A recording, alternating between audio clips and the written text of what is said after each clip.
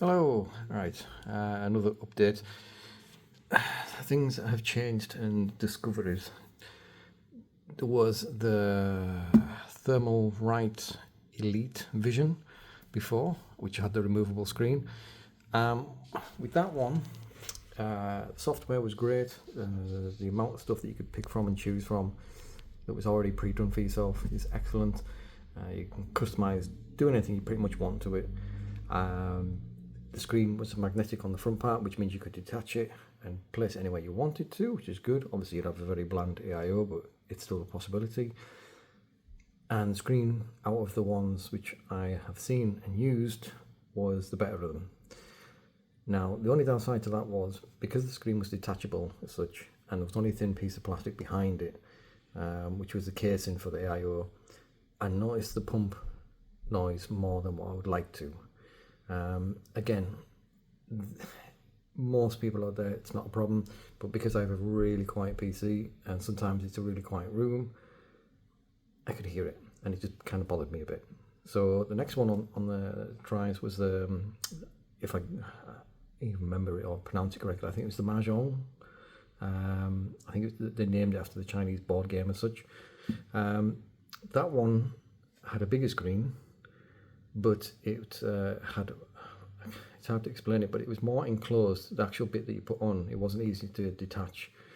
The screen wasn't as good as the Elites, as in definition, almost if you can imagine comparing OLED with LCD, but it was a bigger screen.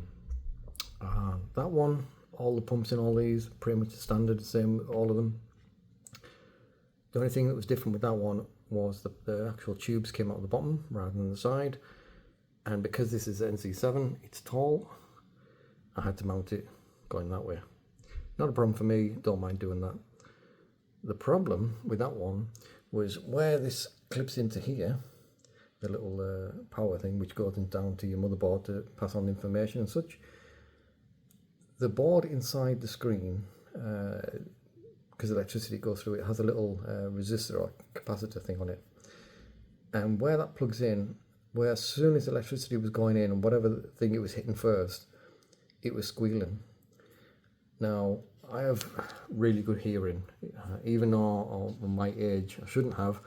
For some reason, I have really good hearing, and I could hear it. And it's one of those things that, again, when you hear it, you can't miss it. I got in touch with the company that sold the thing, and they said, yeah, it shouldn't be doing that, and they didn't have any others to swap it over with. So I ended up trying the Frozen Vision, which is aluminium casing, and it's a solid screen.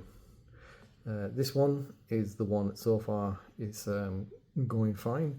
The only downside to this one, obviously, is it doesn't have as nice a screen. Now, you can alter this. It's a little bit too bright probably. I can make it a bit dimmer. And I can obviously add a lot more than what's on here.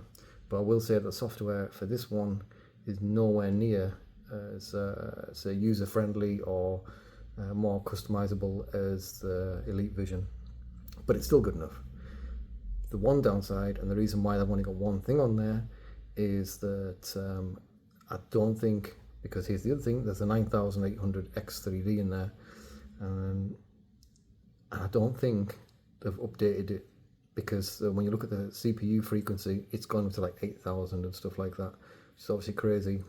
I did email them, ask them about it, saying, is this just because it's a new chip? And they said, yeah, it's basically because of that, because it's a new chip, they need to do a new software update for the actual thing on here, and then it'll be okay. So once that comes through, I will start messing about and putting more things on here. But at this moment in time, yeah, going grand. As for the 9800 X3D, yeah, really impressed.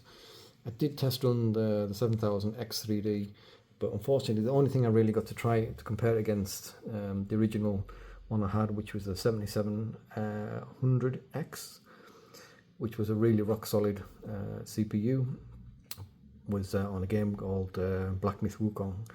Now again, because I'm playing at 4K, it's not only GPU which is the bottleneck. Well, the thing, obviously it slows it down as such, as I say, really. And I didn't think the CPU would make a massive difference, but it kind of did. With the 7800X3D, there was a minimum, bare flat minimum of 10 frames extra with the 3D one, which I was quite surprised at. It's really good. Now, I'm busy with Stalker 2 at the moment, so I haven't gone be able to go back and compare what this one does, but I don't think, it might be a little bit more, but I don't think it's going to be a bigger leap again, because on the CPU side of things, the 7800X3D was already doing great guns. It's the GPU we're really getting stuck with now. You would have to play it at 1440p or 1080p to notice any more differences. But I can say that on Stalker 2, a lot of people were saying that they were having problems with stutter and other such things. The game is buggy. It's a brilliant game, but it is buggy. But a lot of the problems that people were speaking of, I've hardly ran into anything like that when it comes to onto the performance, unless it's something which you can tell is either the Unreal 5 engine issue, or it's something where it does need patched, where it comes into like the towns and other places where there's more NPCs walking around, and it hasn't been optimized as yet, although the new patch has just dropped and it does seem to have improved it a bit more.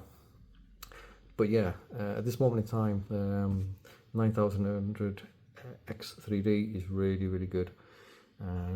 So far, rock solid. I'm not having any kind of crazy issues with it.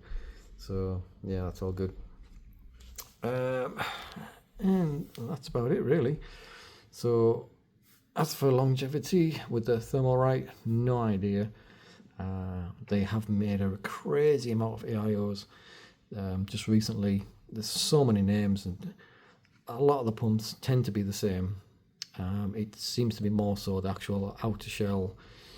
It's any real differences. They all seem to be using the same fans. Everything seems to be pretty much a standard. It just seems to be the actual outsides different.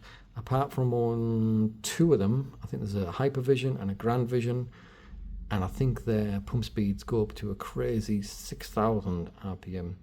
So obviously they're going to be designed for the performance side, but I wouldn't like to think they were going to be particularly quiet on the pump side.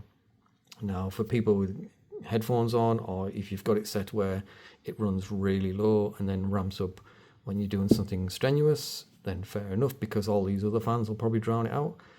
But it'll be interesting to see how that one goes anyway.